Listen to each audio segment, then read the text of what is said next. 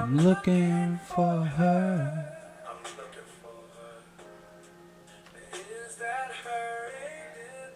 Ladies and gentlemen, the first snowfall has fallen upon us today.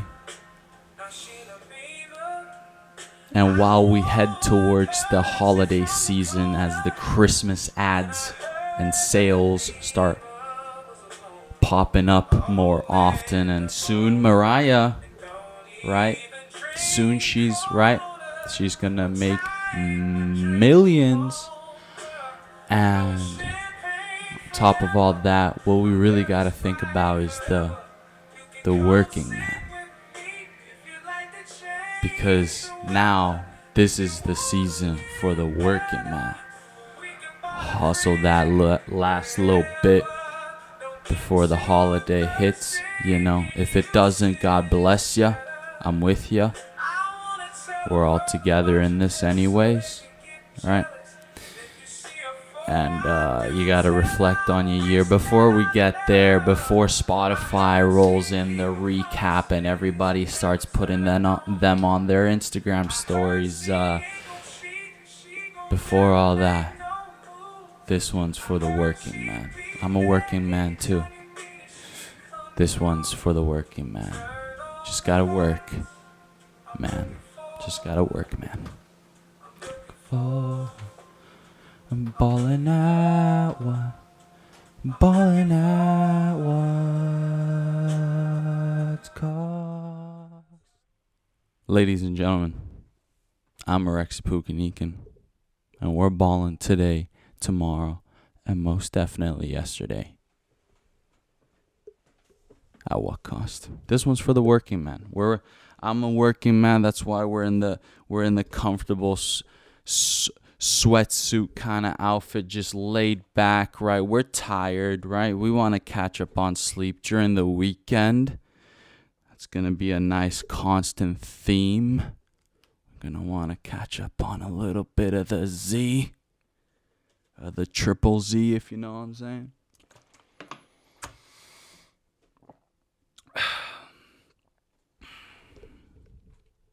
Well, who do we got for the working ballers of the past week in the NFL? We've had some impressive showings. And let me take you back on a little bit of a history lesson. The Detroit City is, in one way or another, the birth of the working class, the blue collar working class, because, Ford was, Tom Ford, right? He pretty much invented kind of industrialism and right. And if you look at it, that's why the Detroit Lions color is the color that it is. It's pretty much the exact blue collar blue. It's that light-ish blue, but not really not super dark, right? Beautiful blue. And that's the blue. I'm trying. I guess this is close. This is honestly close. The lens and the camera might, maybe I'll tweak it a little. But yeah, the working man, Detroit Lions. You guys have been working your asses off, waking up at 4 a.m.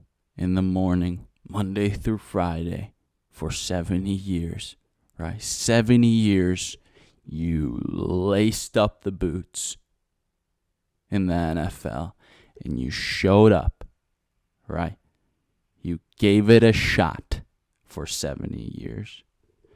And guess what? When you're the working class, luck is very rare. So no, you don't get it. You don't get lucky the first time. Last season, they finally start winning games in the playoffs. First time in pretty much over 2 decades.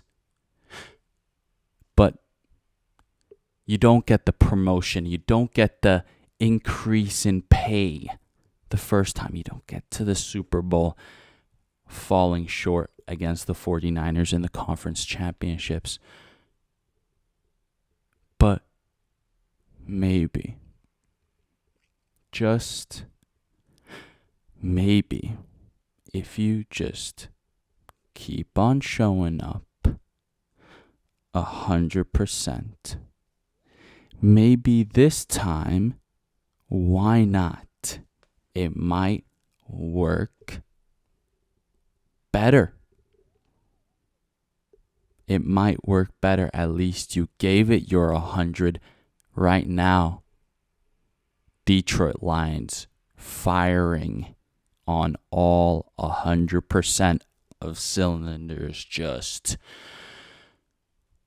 and they're the offense ballers of the week, the working class franchise that I see. That's why there's a culture that I truly can get behind. And just like that,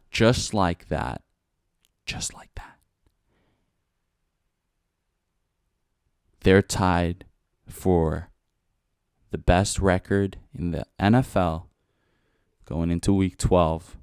They're tied up with the Kansas City Chiefs, who luck wasn't on their side this time. No Taylor Swift curse this time. And Josh Allen and the Buffalo Bills get the job done and give the Chiefs their first L of the season, which I am truly surprised. Josh, nice one, Josh. I really dig that. That was smooth of you, which comes to maybe Haley, maybe when all those cameras start shining, maybe, but depending on that, maybe Haley is not so crazy, and there's not that much crazy attention around her, that the Bills can just not have one less, maybe have one less distraction. So with that being said, I'm going to write down the two that I have to get putting in the work, just because that's what you do. What, 9-0? Hey, go fuck yourself. I'm trying to make. I honestly think that if I make too many T Swift musical, like audible musical references, I'm gonna get copyrighted. I can hit that note, sister. So Bills getting rid of the Chiefs. I was celebrating. I was celebrating so hard that the Bills actually pulled it off. That I was, as soon as I saw the final Bills, I just freaking erased it. Ballin' off of the Ballin' wall. It's empty now. No one is undefeated in the NFL going into week 12, and that's how we do it. And listen, these teams, they put in the work. You can't deny that. But sometimes work comes in different forms, right?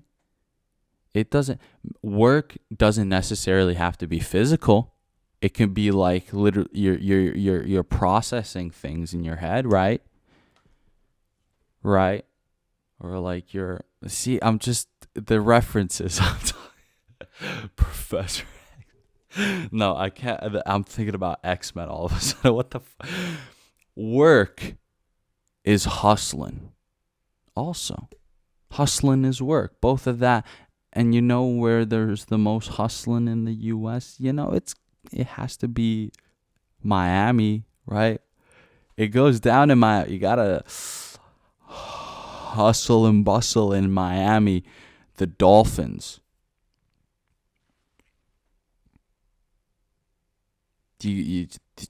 that's what you just gotta hustle, especially when you're back from technically paid medical leave, right? This is kind of like this is a working man situation, right? Right, the company keeps on running. You had to take the paid medical leave, right? Whatever, right? It happens.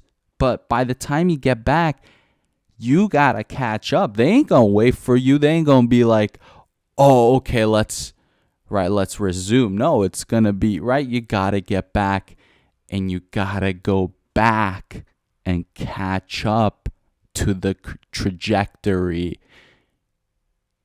that was projected before the medical leave. So Dolphins, Miami Dolphins, Mike McDaniels, right?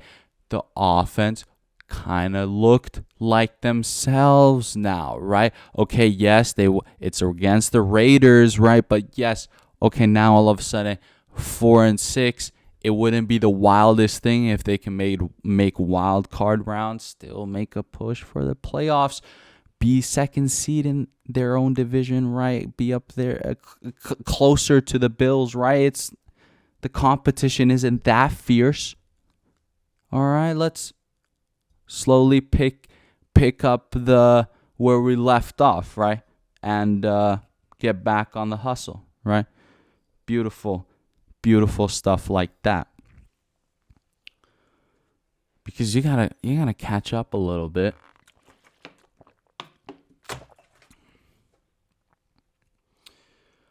When all of a sudden, this person, this employee that you didn't even know, right, just got hired, right? All of a sudden, this guy starts overachieving and his capabilities are undeniable. Broncos country. Bo Nix. Hey, buddy. You're sensational. I don't know. I'm in love with you. You're insane with the work. I mean, this is just insane. It's let me just drop this stat on you because it's just this guy's so insane. I have to drop the stat on you to make you believe how insane this guy is. Every player that had an incomplete pass with him, right? So every guy he targeted and right, and then missed with, right? Some he didn't miss with, but okay, right? If he had an incomplete pass with the other player, there was only one incomplete pass, and that's it. That's it. He corrects his mistakes quite fast. This guy is so gosh darn efficient. First rookie quarterback to ever put down 300 yards and uno, dos, tres, cuatro touchdowns. I don't know why I decided to go with Spanish, but Broncos country, Bo Nix, right? Bo Nix, tremendous. Everybody else as well, tremendous.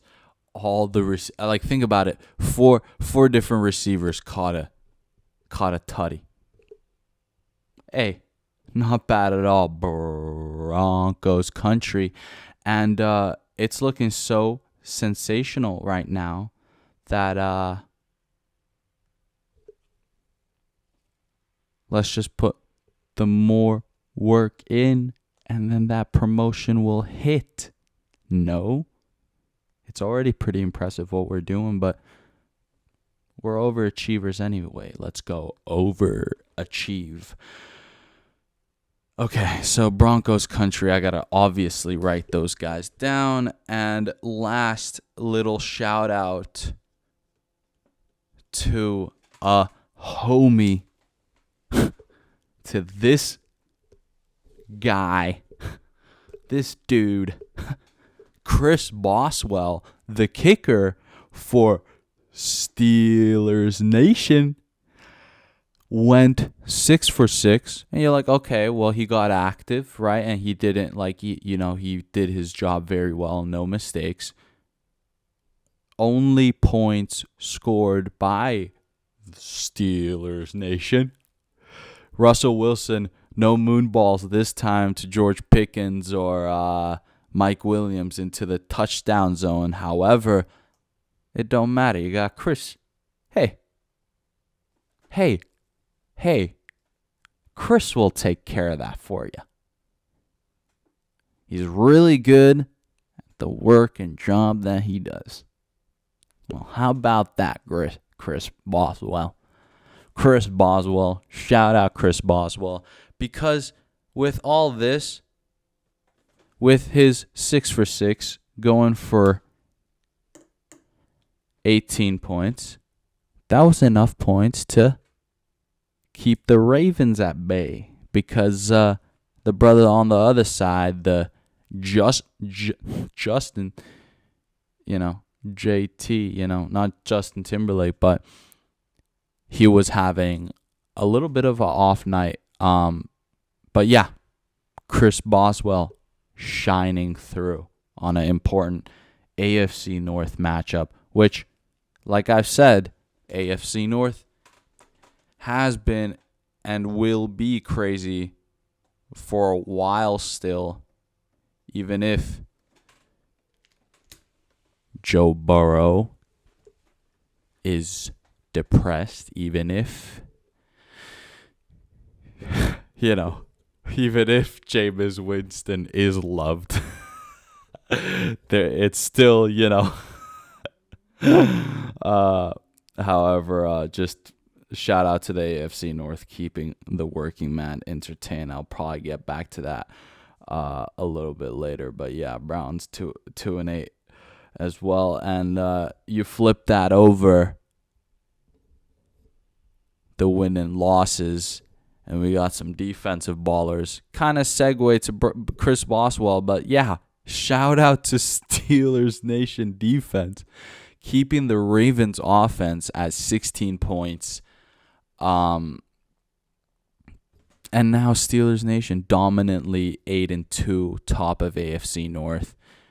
Right, it would take the Ravens up until most likely week 15 to theoretically catch up to the Steelers record. So they only allowed one touchdown for Lamar Jackson Jr. too, guys, because Lamar Jackson Jr., yes, he's sensational. I really do think he is sensational, but that's sensational of a quarterback. One touchdown, and then you picked him off in return, kind of just to get him even. So it's getting there, the division rivalry, right? We're thinking at the start of the season, it's like, okay, but yeah, before the season even started, it's like, all right, well, at least in the AFC, it'll be probably like Lamar and Patrick going against each other again, right? And maybe this time Lamar will get him back, but yeah. Steelers Nation, we shine through, though. I love that. I love that for Steelers Nation. I love that for Russell Wilson. I love that for everybody there. Great team, dub. By faith.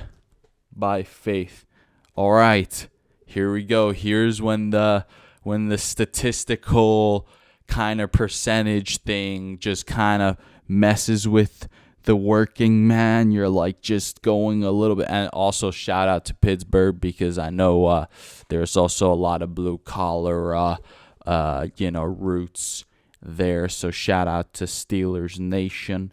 Once again, no, I'm in love with you guys. I've always had high praise for Mike Tomlin. I mean, this is crazy. You guys are crazy, right? Yeah, it's blessed.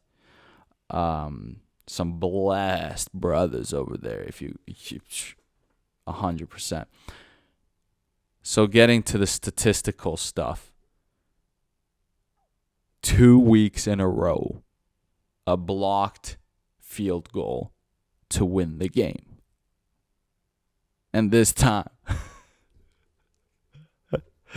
you're pushing Chicago, dude. You're pushing the Bears right now. You're pushing. They're really pushing it. This is so like within a month they lose to a Hail Mary, right, by Jaden Daniels. And then didn't the offensive coordinator get a fucking right? He's out.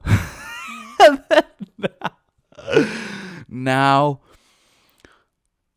Packers number 94 of the Packers, Taylor Rooks, blocks the field goal 2 weeks, and oh my god, he blocked, because last week it was I blamed it on T Swift, but it was the Chiefs who got the dub against the Broncos country. However, no, this is absolutely insane. Bears, just hold on for a second there, okay? Just, you got it, pal. You got it. You got it. You're all right. I'm going to get to you later, all right? But quick shout out to Taylor Rooks. Again, just big time plays. And that's how the Packers improve on their record too against the Bears. I mean, at this point, it's a little bit ridiculous. Broncos country. Again, I have to just put you guys because it's looking good. I wanna give you guys this boost of morale when you guys deserve it. 2 field goals allowed to LaKirko Chains offense. Not bad. Keeping the Falcons at 6 points ain't that bad at all. We ride. Let's ride. We got Raiders up next week, easy money. The week after that, we got Browns, easy money. Then we got a bye week, so we get to rest and recover. Wonderful. We come back, we take on the Colts, easy money. So let's get to work, right? I told you the holiday season is right up ahead. Let's get to work. See you at 9 to 5. See what I did there? Because they're 6-5 right now. They win Raiders, Browns, bye week, and Colts. That's 9 and 5. 9 to 5. Get it? Because you gotta get to where 9. Yeah. All right. People get it. People understand it. So that's one more little shout out to Broncos country. I just have to write it down here because those are my boys right there. Broncos country, right? So we get to week 12 this weekend. Right. What does the working man expect for entertainment for the weekend, right? Well, it's another division matchup. So Bears close to just pushing the big red button, just blow it all up. Just blow it up. Just self-destruct. All right. They're close. It's not fun at all being in the position that the Bears are in. I've explained this many times in different forms. I won't get to that. Vikings haven't been themselves since, maybe the whole season. It's kind of like when you have that one summer holiday, and then you have that working friend that maybe they just something, they went through a breakup or something, and then all of a sudden it's just you just, that person ain't the same. It's just it's still he's still doing this like at work he's still like fine, but somehow he doesn't feel the same. That's how I feel about the Vikings.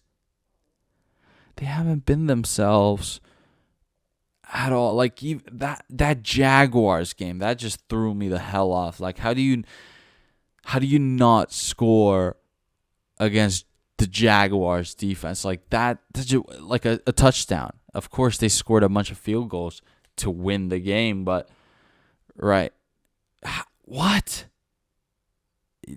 Like it just doesn't feel like right. And it's, they started the season off hot and they took 2 L's in a row, right? Which almost scared me a little bit. Like if they took 3, that would have just been tragic, right? That's not like fun for anybody. And then now it's still a little bit, yeah. I just don't know. And the Bears, at the very least, the Bears have a good defense, right? If Sammy can't piece the puzzles together, well, they got a chance. So let's just entertain the working man here, right? The NFC North has been arguably the most chaotic division in the NFL this season. Let the chaos ensue. Let's see what could happen. Bears, I believe in you. Don't give up yet. You guys are great. Like in a way, Bears fans know that this is the best they've looked in a while. In a way, in some ways, right? So let's just, okay, don't give up yet. Don't give up that easy. It's like, right? One thing at a time. And this ain't nothing against the Vikings. I think at the end of the day, they do have an 8-2 record. I'm just saying this might be one of those mid-season type of upsets between division rivalries that, and Bears going against, their division rivals back-to-back weeks.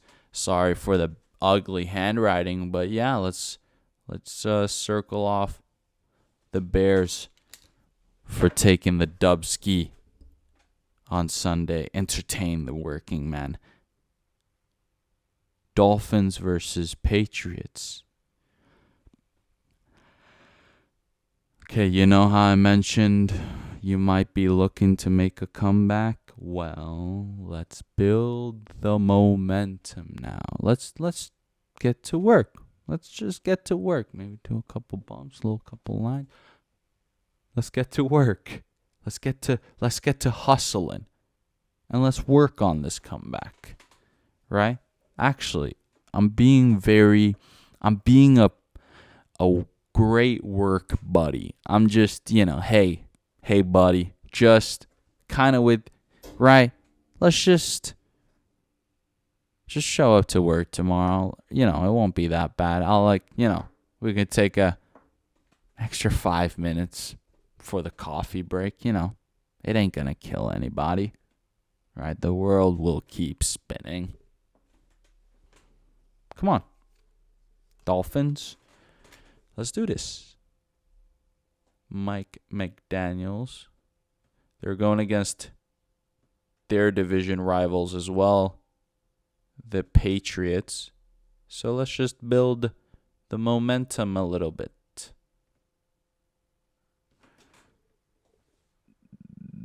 Dolphins. You guys do see that I'm being polite and doing like, all right, so that's why the handwriting is bad. Okay, there we go. We got that out of the way. Right. Cardinals versus Seahawks. And this is where I have to mention the other chaotic division, right? This is kind of like, if you were in like a huge corporation, this is like freaking trying to like, right? There's the HR department, which is already crazy enough, with all the sexual harassment allegations. And then there's the marketing, where they're just like, okay, like, how much more money can we go over budget? And then you're like, oh, God damn it. That's what I'm saying. NFC West is the other chaotic division. NFC North is definitely chaotic. And if anything, I put them slightly above the NFC West just because they're, in my eyes, a little bit slightly more overall, more competitive. However, NFC West in other ways are way chaotic. Cardinals sitting at the number one spot within the division. However, they're one win above the rest of the teams in the division. It's like they're 6-5, and Seahawks, Rams, 49ers, they're all 5-5. It's the only difference. And with that being said, Cardinals go against the Seahawks. You could say for number 1 seed against number 4 seed, but entertain the working man, okay? Seahawks, you got a real chance here. Call of Duty Black Ops 6 Season 1 just dropped. The update changed everything. It's great. The update was great.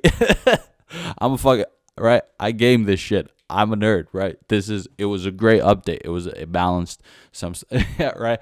Kyler Murray knows this too. Kyler Murray was it was just absolutely, and now finally he's distracted, right? He wasn't really distracted when the game first came out, right? He understood that maybe he just waits till Season 1 drops when, everything is more fine-tuned. Bada bing, bada boom, Season 1 drops. It's a great update. He's probably distracted. Seahawks, let's take advantage of this. All right, we could take advantage of this, and I don't blame Kyler Murray. That's a working man move. You work, you job, and then you game, right? Like that's I understand you. That's like literally nothing against. Like that's why I really dig Kyler Murray. But I'm not gonna side with. With that being said,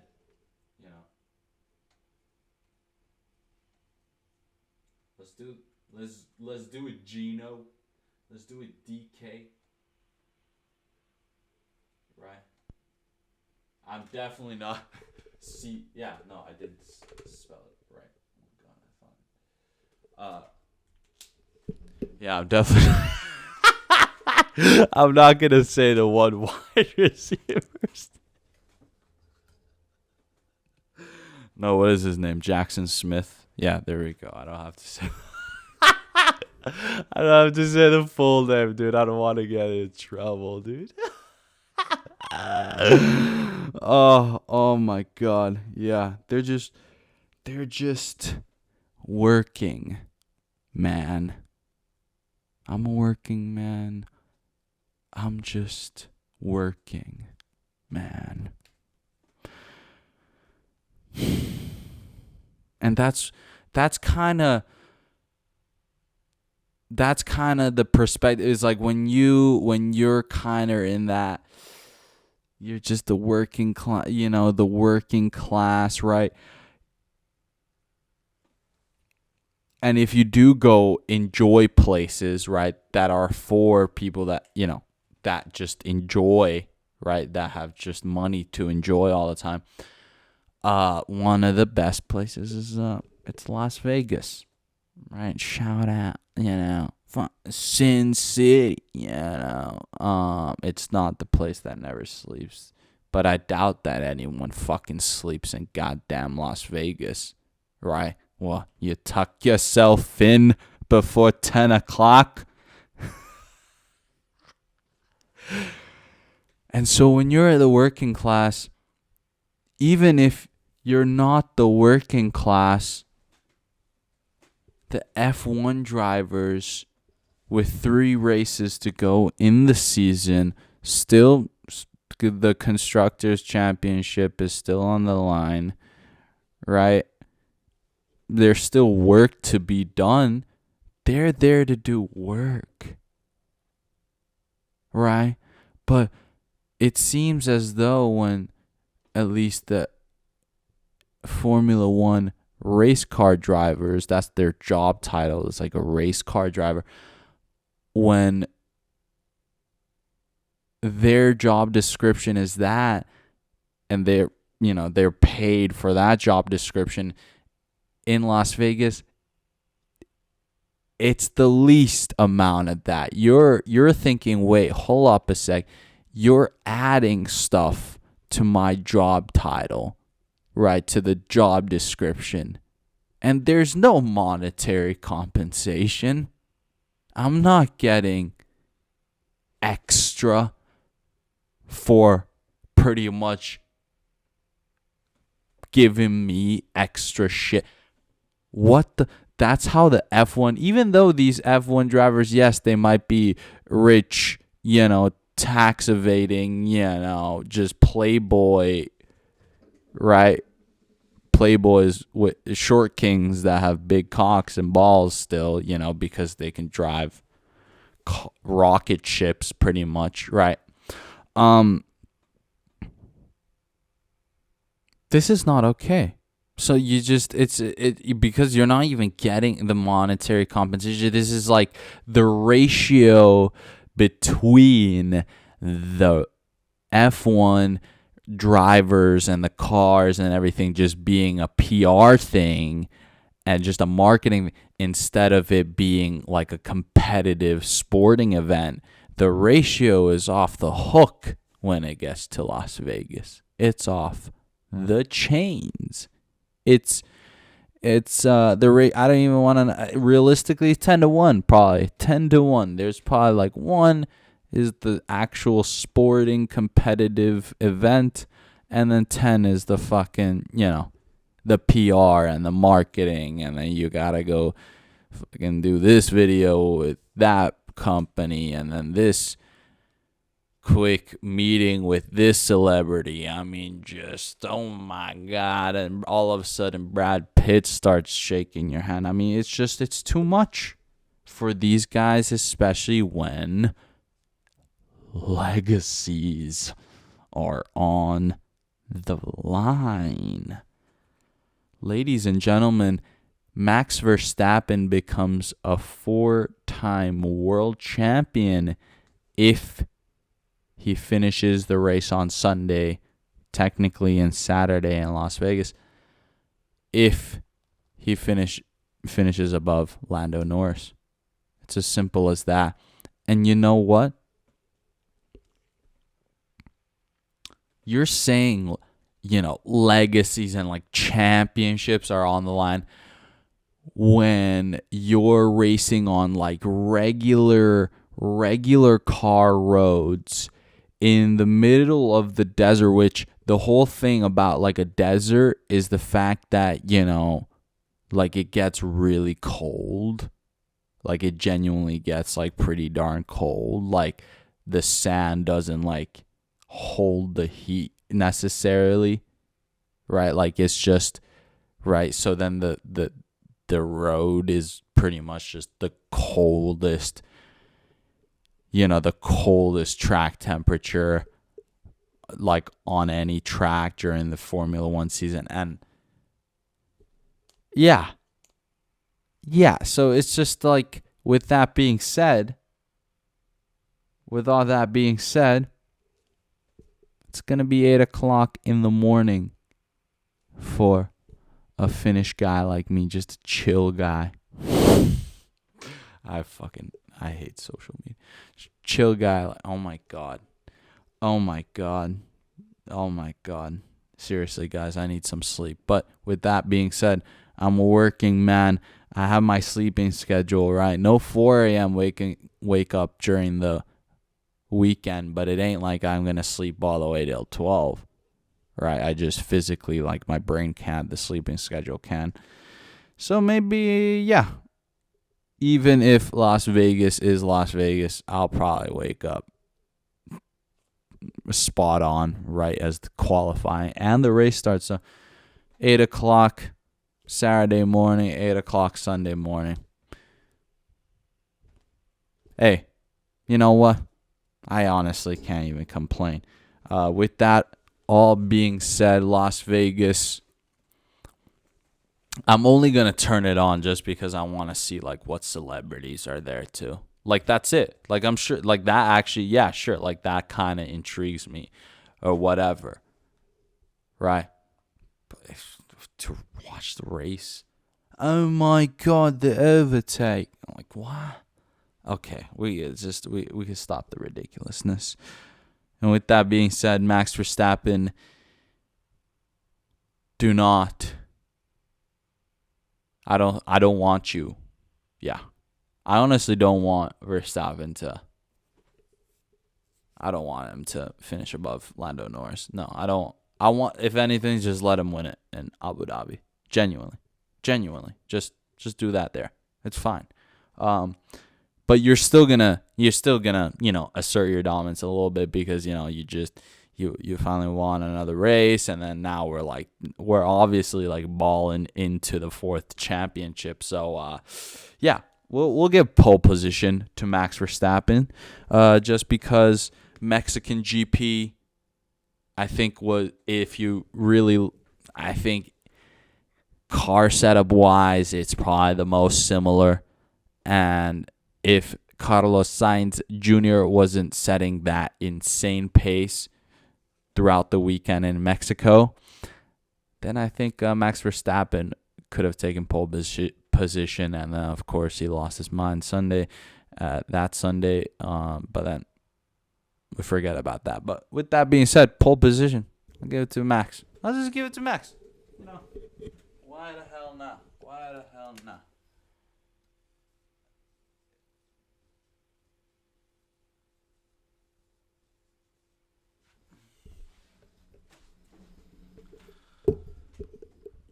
And the winner of the Las Vegas GP, and the reason why I also put Max Verstappen for pole position, just because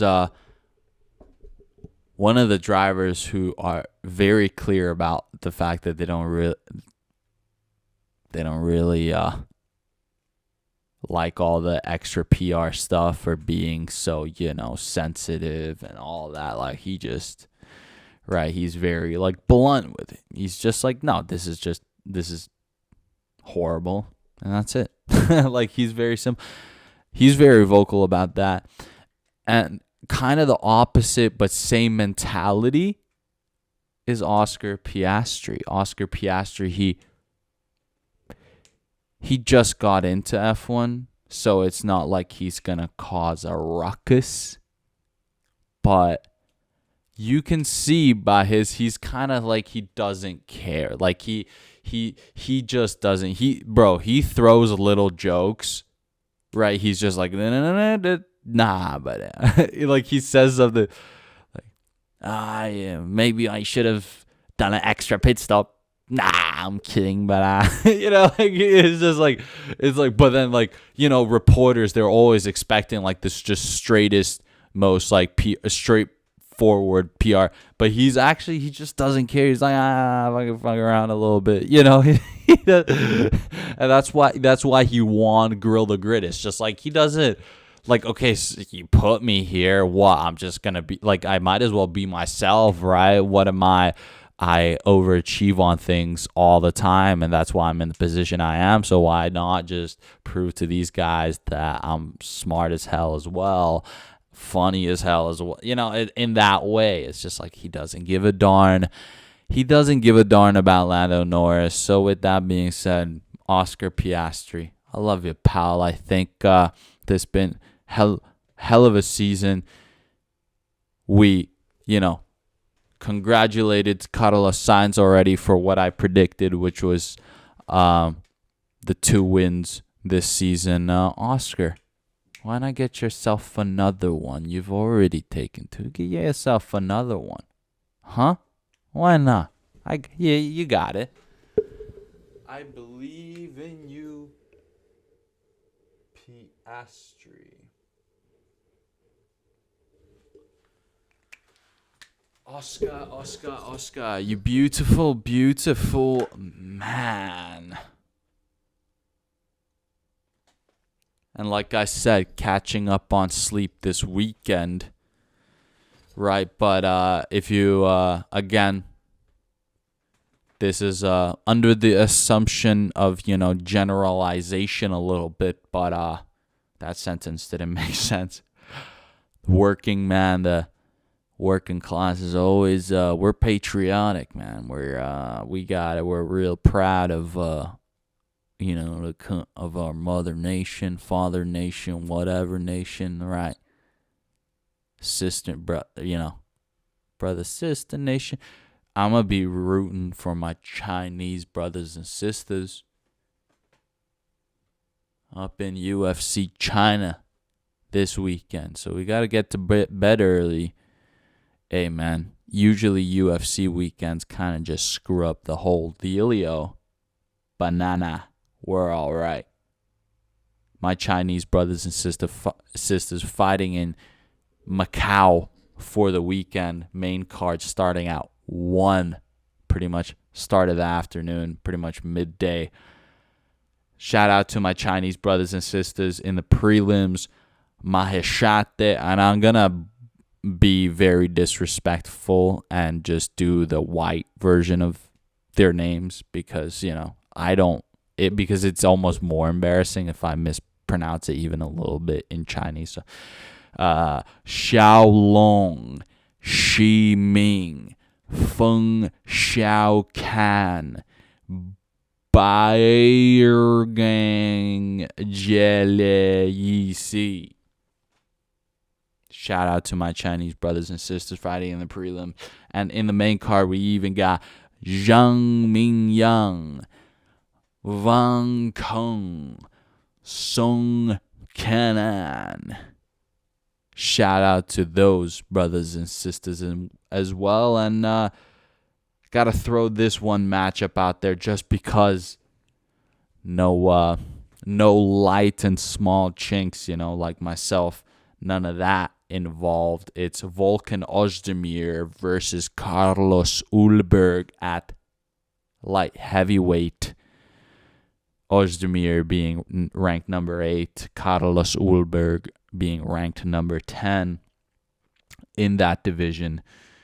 Hey, dude, these two are definitely going to be the most powerful guys this UFC event, and also the biggest by quite some margin. Let's go with my brother Ulberg. My brother Ulberg is 11-1 professionally. I think he's got quite a lot of talent. I think it's going to be one of those quick in and out nights for Carlos. So, round one. I got to do a little twisty twist. Carlos Ulberg via round 1. KO. Bang. And then so we go to the main. The co-main. And we got my sister, Yan Xiaonan, going against Baby Shark. My favorite, the athletic, hardworking, beautiful Tabitha Ricci. It's Tabitha Ricci fight week. Yes.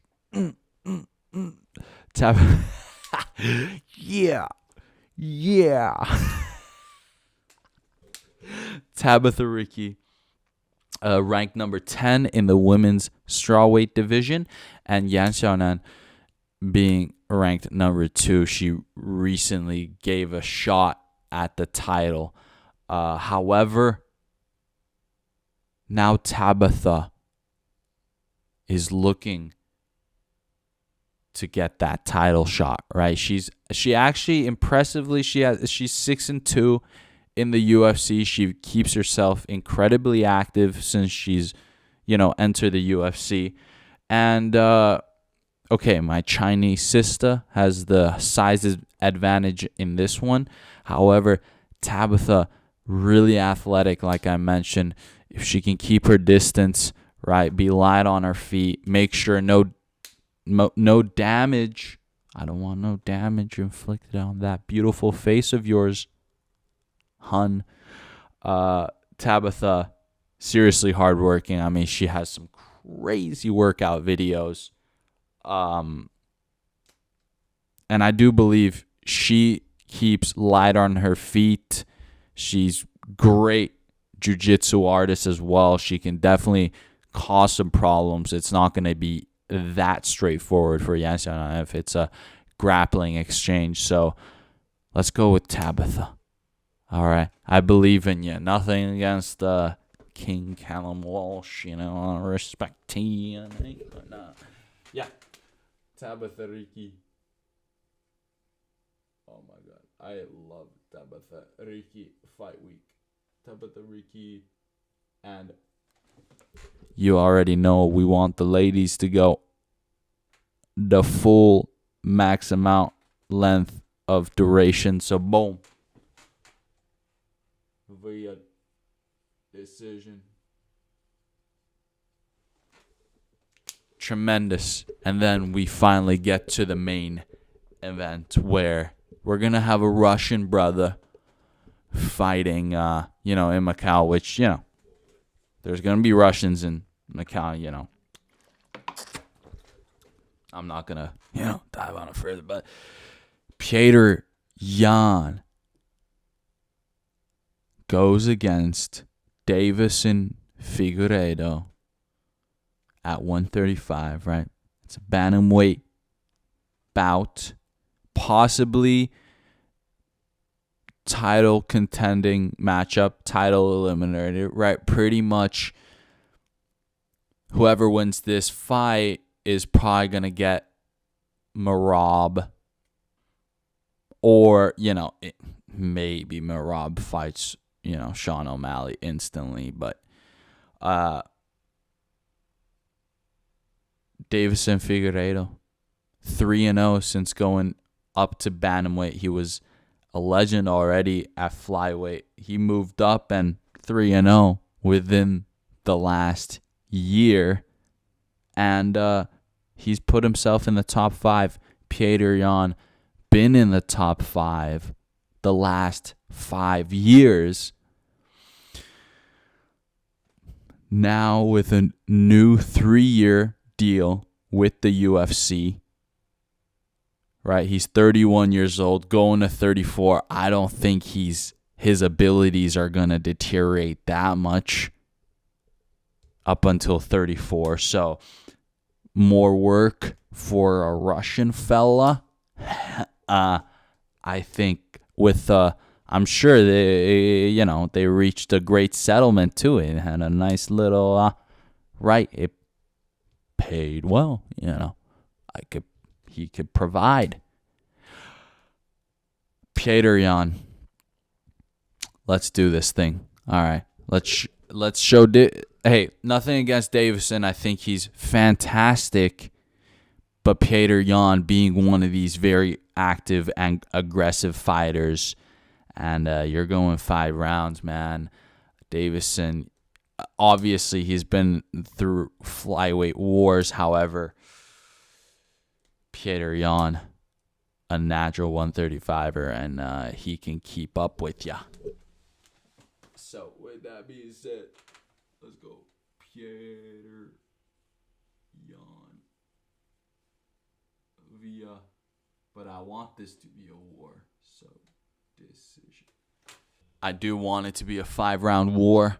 I do want to be entertained mid-afternoon on a Saturday, of course. Maybe by the main event, it'll be slight.